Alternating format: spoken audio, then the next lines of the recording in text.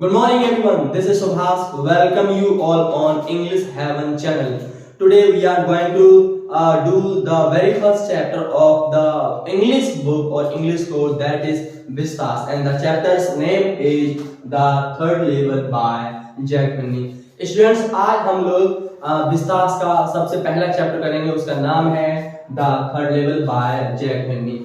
इसको हम बेहतर समझने के लिए सबसे पहले हम टाइटल समझेंगे, जैसा हम हर एक बार समझते हैं। उसके बाद हम जैक फिन्नी जो इनके राइटर हैं उनके बारे में बात करेंगे, क्योंकि ये दोनों ही बहुत इंपॉर्टेंट हो जाती हैं। क्योंकि अगर आपने टाइटल समझ लिया है बहुत अच्छे से, तभी आप अंदर का कंटेंट समझ सकते हैं, अन्यथा आपके लिए प्रॉब्लम्स हो सकती हैं जब आप चैप्टर रीड कर रहे होंगे या उसके लिए क्वेश्चन आंसर तैयार कर रहे होंगे एग्जाम्स के लिए। ठीक है, तो पहले हम इसको समझें थर्ड लेवल। एक्चुअली जो थर्ड लेवल है आपका, ये एक प्रकार का इमेजिनेशन है। पहली बात, ये एक प्रकार का इमेजिनेशन है और ये पूरा ही चैप्टर जो है फिक्शन है एक प्रकार का। ठीक है, तो फिक्शन के अंदर इमेजिनेशन आ जाता है और इस स्टोरी में को उन्होंने खोल के ओपनली बोल दिया है कि ये इमेजिनेशन है। ये चैप्टर है आपका सन 1950 में पब्लिश किया गया था और इस टाइटल में जो नाम है द थर्ड लेवल, यहाँ पर जो आपका है लेवल का यहाँ पर लिटरली जो मीनिंग है वो है आपका फ्लोर। आप ध्यान रखें सही बच्चे। तो अगर मैं इसको इस तरह से लिखता हूँ द थर्ड फ्लोर, अगर मैं इस तरह से इसको लिखता हूँ या प्रोनाउंस करता हूँ तो वो गलत नहीं होगा। ठीक है, तो द थर्ड लेवल या द थर्ड फ्लोर ये हो गया। इसका जो है राइटर है जैक फिन्नी है। इनका जन्म 1911 में हुआ था और इनकी मृत्यु 1995 में हुई थी। ये एक अमेरिकन राइटर है, तो अमेरिका में रहते रहते इन्होंने एक ये वाला फिक्शन लिखा है the third level. Basically American जो राइटर है जैक फिन्नी, ये बेसिकली साइंस फिक्शन लिखते हैं, थ्रिलर्स के ऊपर बहुत सारी स्टोरीज लिखते हैं, बहुत सारी नॉवेल्स भी इन्होंने लिखी। ज्यादातर इनका जो जॉनर रहता है वो यही रहता है, साइंस फिक्शन हो गया, थ्रिलर्स हो गया, इन सब पे भी ये हमारे कंटेंट लिखते हैं इंग्लिश में। ठीक है, तो हमने इनके बारे में समझ लिया, जैक फिन्नी के बारे में थोड़ा सा इनके बारे में समझा है, टाइटल के बारे में थोड़ा और जानेंगे डीपली। ठीक है, इसका जो जॉनर है वो है आपका साइंस फिक्शन। फिक्शन आप जानते ही हैं, प्रोडक्ट ऑफ इमेजिनेशन, मतलब जब आप कल्पना करके कुछ भी लिख रहे होते हैं या सोच रहे होते हैं तो वो आपका फिक्शन कहलाता है। लेकिन ये क्या है आपका साइंस फिक्शन, एक ऐसा फिक्शन जहां पर साइंस काम कर रही होगी। या फिर इसका दूसरा नाम है टाइम ट्रैवल। टाइम ट्रैवल क्या होता है आप यहाँ पर पढ़ सकते हैं, मैंने लिख दिया है टू ट्रैवल टू पास्ट और फ्यूचर। मतलब टाइम ट्रैवल का मतलब ये होता है कोई व्यक्ति अगर पास्ट के बारे में सोचना शुरू कर देता है, बहुत ज्यादा सोचना शुरू कर देता है, या फिर फ्यूचर के बारे में शुरू कर देता है सोचना, इसको हम टाइम ट्रैवल कहते हैं। लेकिन हमारी स्टोरी में क्या होता है, but in the story the narrator travels in the past. हमारी स्टोरी में जो हमारा नैरेटर है वो पास्ट में ट्रैवल करता है, बेसिकली 1894 में ट्रैवल करता है। और यहाँ पर ट्रैवल का मतलब ये नहीं है कि वो जर्नी कर रहा है, मतलब he had started thinking much in the past and then he is trying to make the experiment on that particular genre, right? और वो ट्रैवल करता है पास्ट में इस सन में और धीमे धीमे वो फिर यहाँ पर पहुंच जाता है गेल्सबर्ग। गेल्सबर्ग क्या है, अमेरिका का एक रियल प्लेस है, वास्तव में एक प्लेस है ये। तो जॉनर आपका ये हो गया जो हम थर्ड लेवल में इस चैप्टर में पढ़ने जा रहे हैं, ये हमारा जॉनर कवर हो गया। उसके बाद हम बात करते हैं लिटरेरी पीरियड का। लिटरेरी पीरियड इसमें मॉडर्नाइजेशन में काफी अच्छे से बताया गया है इसमें, बल्कि इसके बारे में कुछ कर लाइंस भी आई है मॉडर्नाइजेशन को लेके। इसका ब्रैकेट में जो है ना ये लिखा है, ये आपका है मतलब मॉडर्नाइजेशन शुरू हुआ था इस एज में और इस टाइम पे आके खत्म हो गया था आपका मॉडर्नाइजेशन। ये है आपका पोस्ट मॉडर्नाइजेशन जो कि मॉडर्नाइजेशन के बाद आया था। पोस्ट मॉडर्नाइजेशन आपका 1945 से शुरू होता है और वो अभी भी चल रहा है। तो उम्मीद करता हूँ आपको टाइटल कुछ हद तक यहाँ तक समझ आया होगा। इसका जॉनर हो गया, लिटरेरी पीरियड हमने कवर कर लिया। अब हम इसको थोड़ा और बेहतर समझेंगे, अभी क्लियर नहीं हुआ होगा, इसलिए मैंने सिर्फ कैरेक्टर्स हैं वो लिए हैं उनके बारे में बताता हूँ। इसमें जो एक कैरेक्टर है हमारा नैरेटर, स्पेशली वो ग्रैंड सेंट्रल रेलवे स्टेशन के बारे में बात करता है जो कि यूएस में प्रेजेंट है। ठीक है, अब वो ये बोलता है कि वहां पर 2 लेवल, टोटल 3 लेवल हैं। तो पहला लेवल के बारे में बताया, पहला लेवल है, फर्स्ट लेवल है उनका ये वाला, जहां से 20th सेंचुरी नाम की ट्रेन्स मिलती हैं या जाती हैं दूसरी जगहों पे। और दूसरा जो लेवल है, सेकंड लेवल, यहाँ से जो ट्रेन जाती है वो सबअर्बन ट्रेन, मतलब कुछ ऐसी ट्रेन्स हैं जो कि सबअर्बन पे होते हुए जाती हैं, तो इनका बोला गया है। तो यहाँ पर आप क्लियरली देख सकते हैं कि आपका फर्स्ट लेवल के बारे में बता दिया गया है अच्छे से, इसके बारे में बता दिया गया है। ये दोनों ही लेवल रियल लाइफ में एग्जिस्ट करते हैं। अब हम बात करते हैं थर्ड लेवल की। थर्ड लेवल मैंने पहले बता दिया था, एक प्रकार का इमेजिनेशन है, मैंने यहाँ पर भी लिख दिया इमेजिनेशन, लेकिन ये कहां पर होता है, गिल्सबर्ग।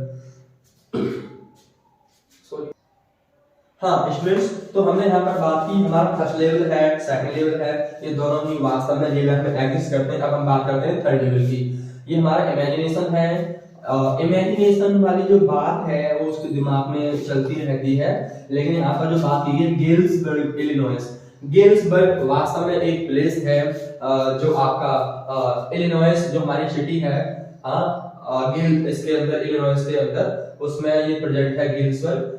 गिल्सबर्ग इलिनॉइस में प्रेजेंट है, और इलिनॉइस जो है ये आपका वेस्टर्न स्टेट में है। मतलब एक तरह से हम ये कह सकते हैं गिल्सबर्ग जो प्लेस है आपका, ये सिटी है आपका, और ये इलिनॉइस जो है आपका ये स्टेट है। तो इन चीज को आपको ध्यान रखना है। ये जो आपका थर्ड लेवल है, it does not exist really और in real life, only places exist in USA. वास्तव में थर्ड लेवल एग्जिस्ट नहीं करता है, ओनली ये जो प्लेसेस हैं गिल्सबर्ग, इलिनॉइस, ये जो दोनों जगह हैं ये वास्तव में एग्जिस्ट करती हैं, यूएसए में है वहां पर। ठीक है, तो ये हमने समझाया। बाकी हम जिन बच्चों को इसका स्क्रीनशॉट लेना है वो ले सकते हैं।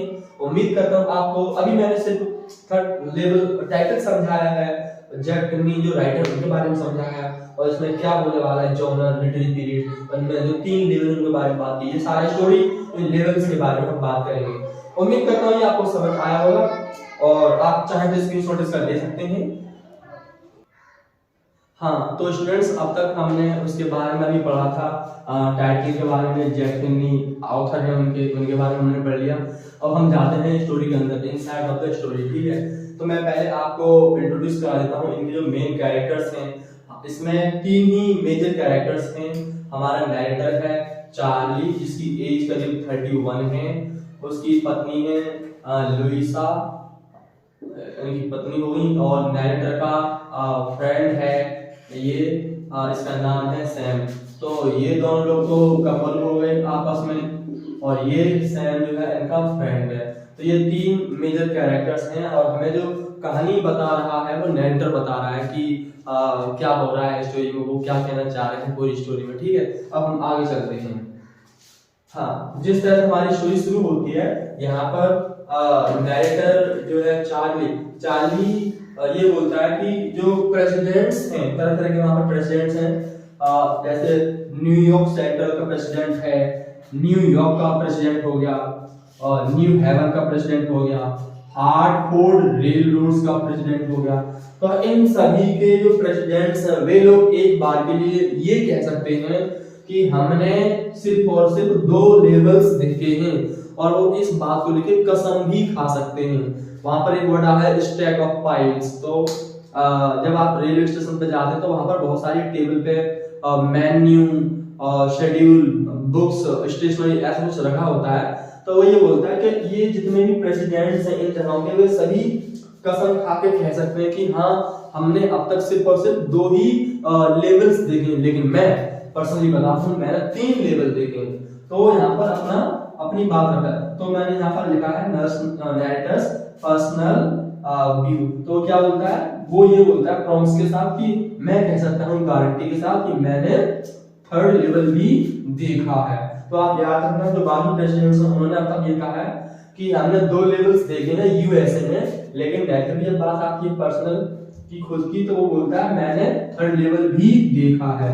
अच्छा आगे बढ़ते हैं। नैरेटर जो है हमारा चार्ली, ये सारी बात मतलब इसने थर्ड लेवल देखा है, ये सारी बात इसको बताता है अपने फ्रेंड के लिए, सैम के लिए। तो इसने सारी बात बताई, फिर सैम का यहाँ पर रिप्लाई आता है इसके फ्रेंड का।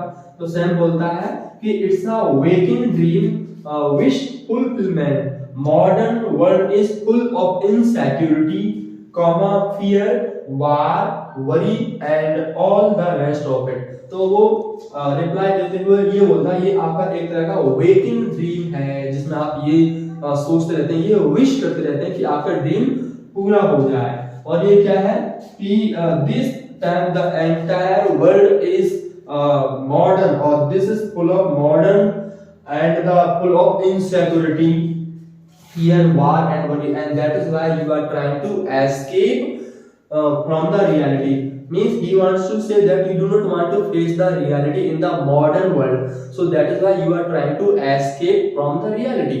तो यहाँ पर ये बोलता है कि एक प्रकार का ये सपना है तुम्हारे दिमाग में चलता रहता है, तुम चाहते हैं ये पूरा हो जाए, तो ये सब है। और क्या बोलता है साथ, और बोलता है कि इस समय जो हमारा जमाना चल रहा है वो मॉडर्न है, ये जो मॉडर्न वर्ल्ड है ये इनसिक्योरिटी से भरपूर है, मतलब कोई भी सुरक्षित नहीं है, और इसमें डर लगता रहता है लोगों को, वार होते रहते हैं तरह तरह के, और लोग बहुत परेशान रहते हैं, चिंतित रहते हैं, टेंशन में रहते हैं, इवन लोग डिप्रेशन में भी चले जाते हैं, और यही सब से भरा हुआ है। तो ये सैम का रिप्लाई आता है। लेकिन जब रिप्लाई आया था उसके बाद नैरेटर ने, चार्ली ने ये सारी बात अपनी पत्नी के लिए भी बताई थी। तो उसकी पत्नी जो है लुइसा, वो लगभग पागल सी हो गई थी, मतलब she got disturbed mentally when he told each and everything about the idea that he kept before Sam, and then he talked about the reply that what he got from Sam to wife Louisa.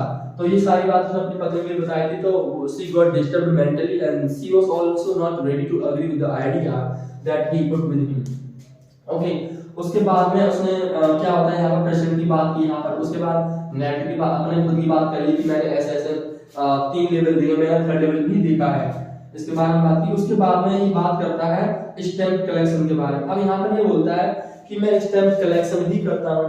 मैं आप लोगों को बता दूं stamp collection क्या होता है, कि आपने कई बार देखा होगा कि हम लोग जब कहीं चिट्ठी भेजते हैं, लेटर भेजते हैं, तो एनवेलप पे एक टिकट होती है छोटी सी, उस पर लिखा होता है रेवेन्यू, भारत सरकार, या कुछ और भी लिखा हुआ होता है, छोटा सा होता है, बहुत छोटा सा होता है वो, तो हम उसके लिए लगा देते हैं, उसको बोला जाता है स्टैम्प कलेक्शन। ठीक है, अब यहाँ पर बताया जा रहा है कि स्टैम्प कलेक्शन की बात की है तो वो खुद स्टैम्प कलेक्शन करता है, स्टैम्प कलेक्शन करता है। लेकिन जब ये सारी बात सैम को बताता है, अपने फ्रेंड्स वगैरह को बताता है, तो बताया जाता है कि ये ना आप स्टैम्प कलेक्शन करते हैं, ये भी एक टेम्परेरी रेफ्यूजी है आपका, मतलब ये टेम्परेरी है, कम टाइम के लिए, और आप इससे भागना चाह रहे हैं।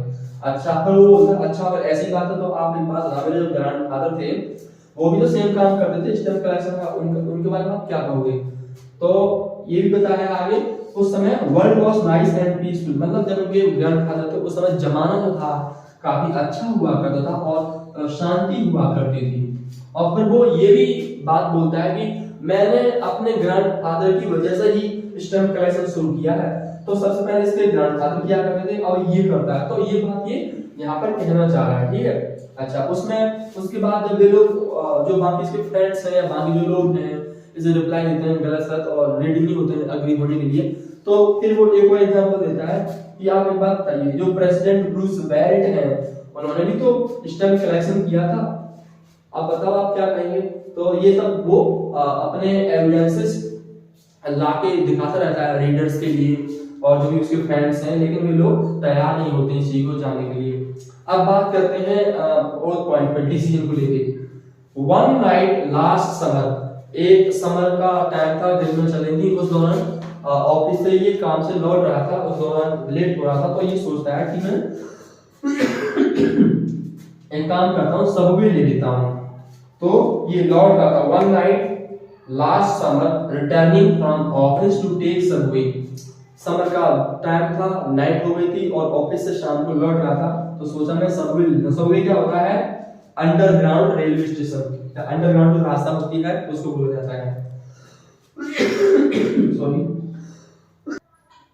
हाँ स्टूडेंट्स, तो यहाँ पर ये बताता है कि इसे शाम को लेट होते जा रहा है और ज्यादा लेट हो जाएगा, तो इसलिए इसने सोचा इसने डिसीजन लिया कि मैं ना सबवे ले लेता हूँ। सबवे क्या होता है, अंडरग्राउंड में जो रास्ता होता है लोगों को पैदल चलने के लिए, उसके लिए भी बोला जाता है।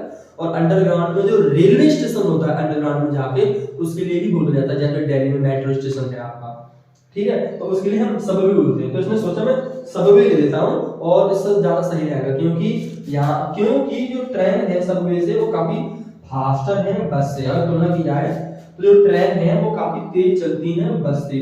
तो अगर वो ऐसा करेगा तो अपने घर पे वो टाइम से पहुंच जाएगा। उम्मीद करता हूँ आपको ये सब समझ आया होगा।